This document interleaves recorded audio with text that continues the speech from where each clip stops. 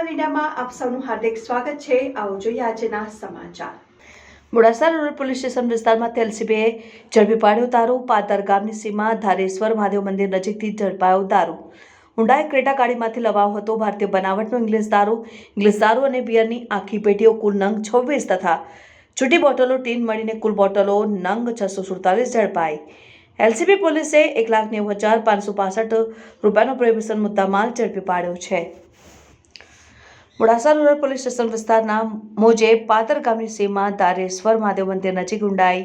Creta ગાડીમાંથી ભારતીય બનાવટનો English દારૂ તથા બિયરની આખી પેટીઓ કુલ નંગ 26 તથા છૂટી બોટલો ટીન મળીને કુલ બોટલો નંગ 647 જેની કિંમત ₹1,90,565 નો પ્રોહિબિશન મુદ્દા માલ તથા ક્રેટા ગાડી કિંમત ₹5 લાખ મળીને કુલ કિંમત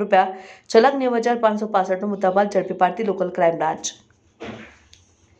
Shri HP Garasiya police inspector LCB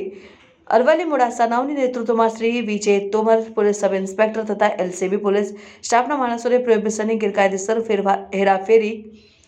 વેચાણ કરતા ઇસમોની જરૂરી માહિતી મેળવી અસરકારક નાકાબંધી તથા પ્રોહિબિશન વોચ કરવા સૂચનાઓ કરેલ હોય જે અન્વયે એલસીબી સ્ટાફના માણસો